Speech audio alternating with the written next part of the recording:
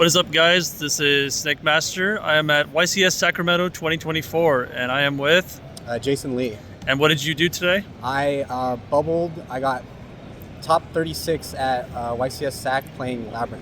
Yeah, very unfortunate. He had an X2 record. He won the feature match, which was pretty cool. You guys should watch that.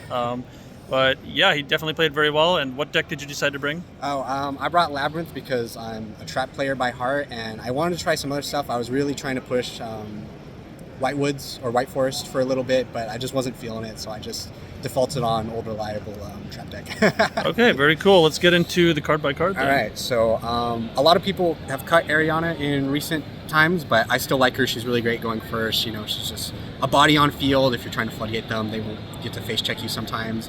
Really nice, good consistency card. And then on top of that, we have Arius, which doubles as, you know, setup combo on turn one, where maybe I could get a lovely pop on my turn, or I can set like a Daruma or an Equation Cannon, and it's interrupts a literal hand trap on their turn, which is funny.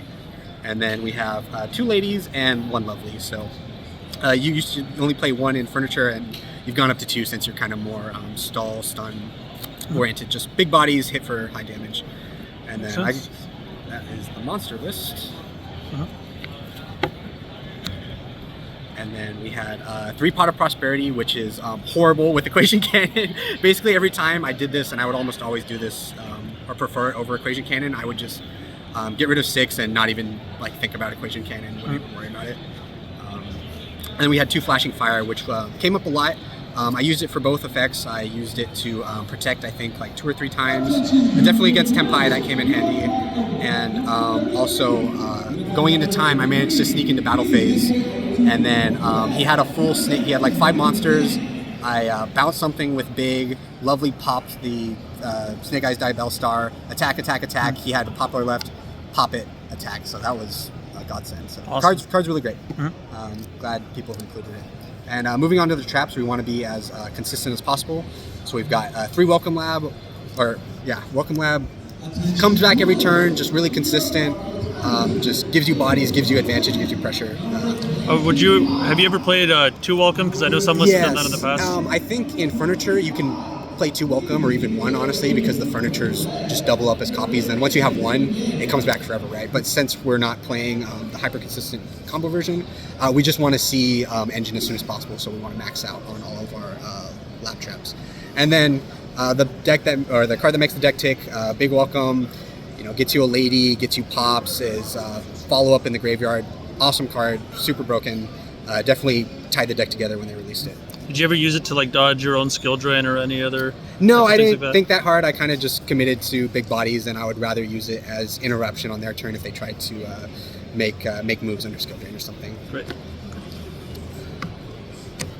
Going into the regular traps, so we have 3 Strike, which is not a normal trap, so it doesn't work with your lab cards, but that's fine because it's basically just insurance that your labs or your welcomes are going to resolve. Because a single Ash on a welcome or a big welcome could just be the game right there. So we want to make sure that it really goes through, and it did help there.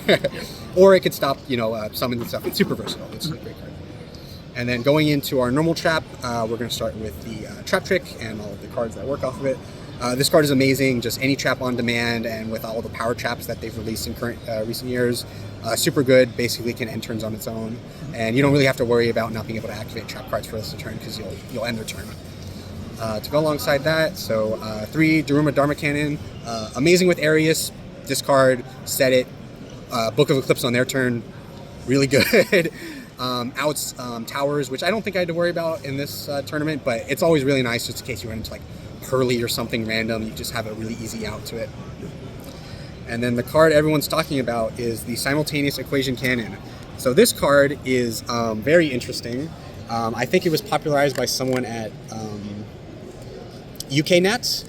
He brought it to the forefront, and with the whole, you'll see the extra deck and how it works, but basically the way it's built around is you want to catch your opponent on level 7, 8, 9, and 10, and then depending on how much cards is on the field, you just wipe their board, banish everything.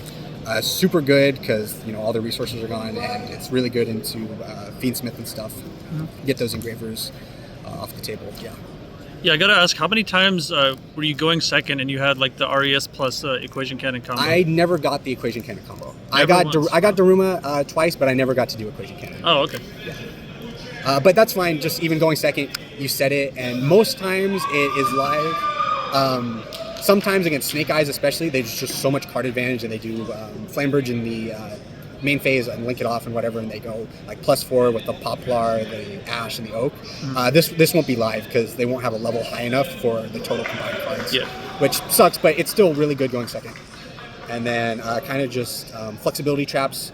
Ice Dragon's Prison, super good. Won me the feature match. Thank God I drew it. That was great. Yeah. Graveyard Disruption, really good against Fiendsmith Snake Eyes. I've done Get Engraver, Banish Lurry like so many times. It was awesome. Awesome card.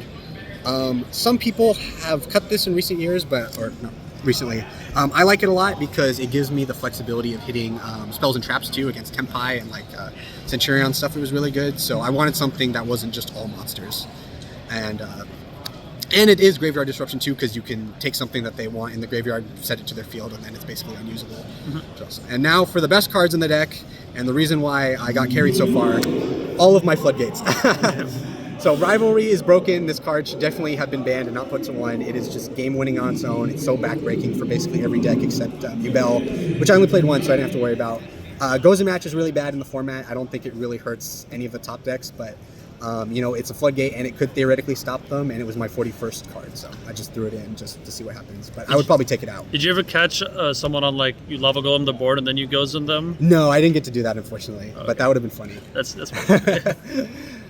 And then Skill Drain. This card should, if it's not banned, we might have to quit the game. Yep, a lot of decks are playing it. Yeah, and I mean, what does it say? It's been around for 20 years. Yep.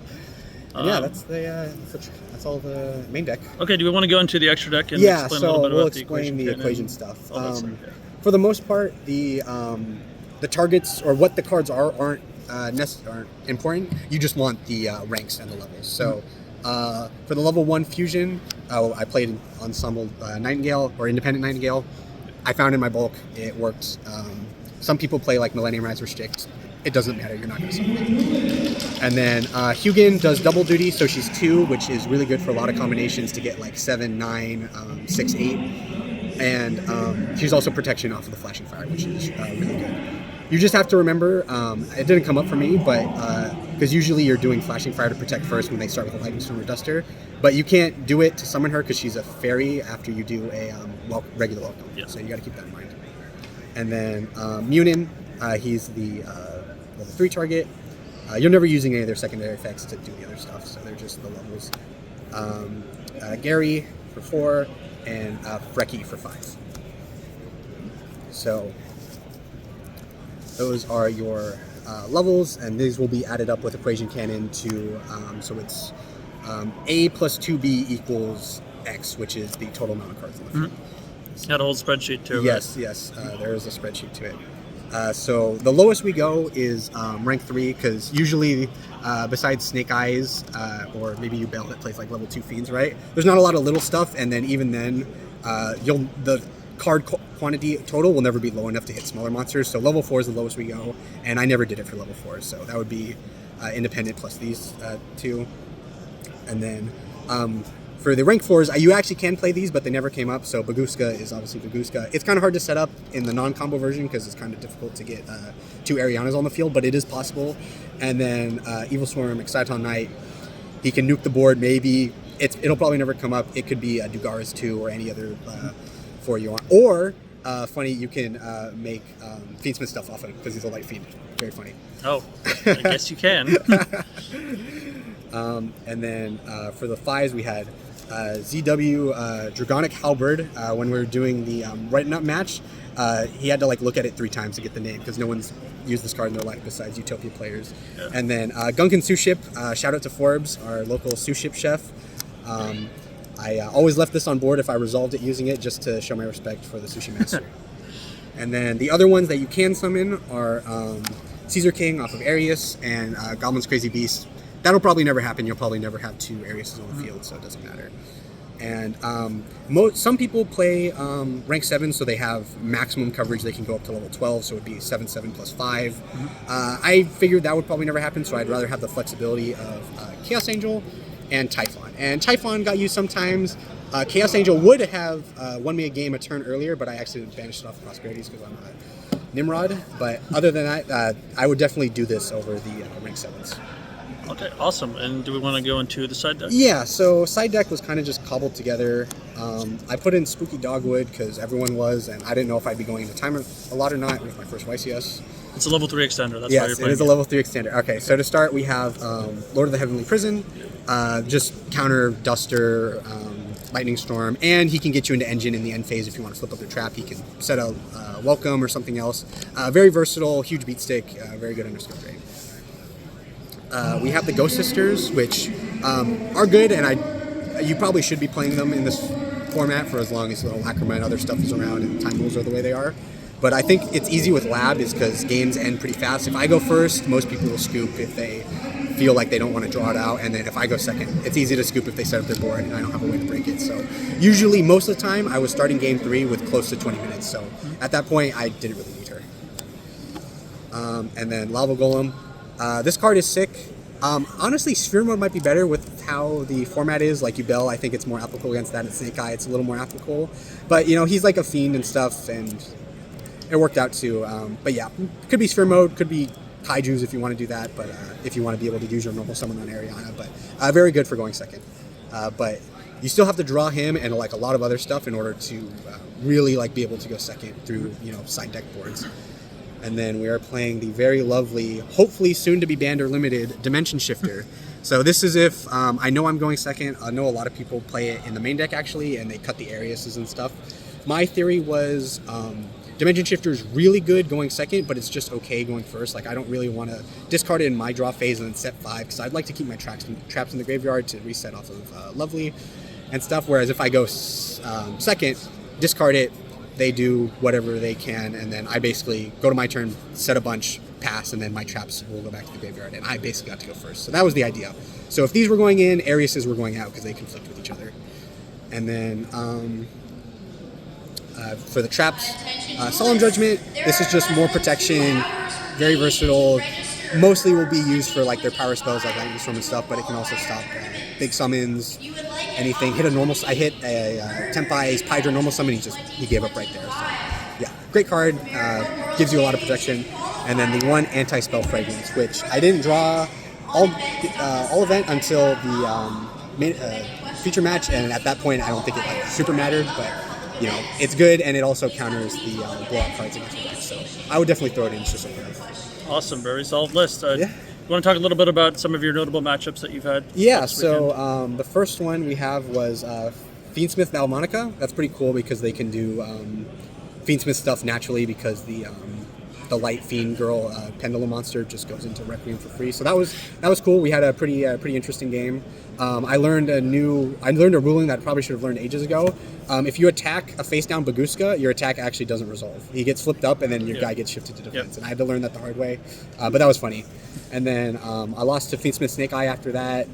I played Snake Eye Striker. That was kind of interesting. He was doing like a lot of engage stuff, trying to like get draws off of engage, but I basically just floodgated him out, so he didn't really get to do anything.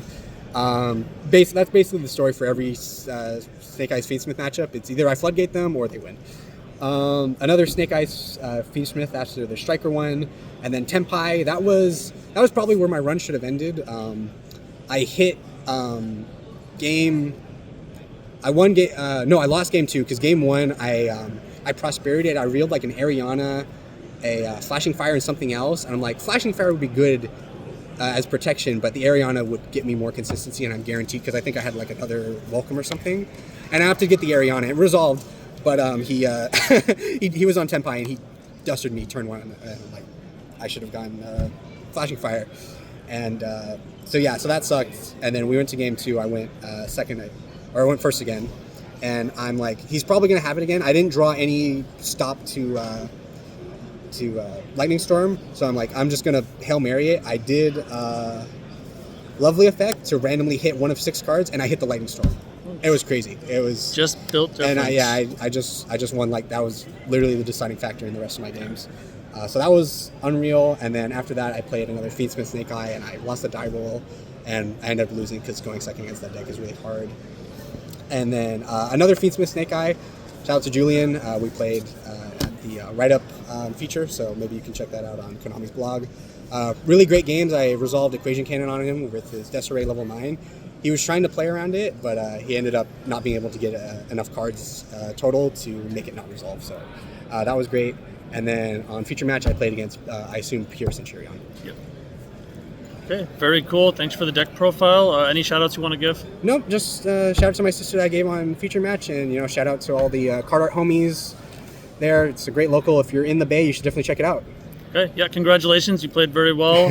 Just got unlucky with the tiebreakers, but you definitely have a good future. Yeah, thanks. All right, thank you.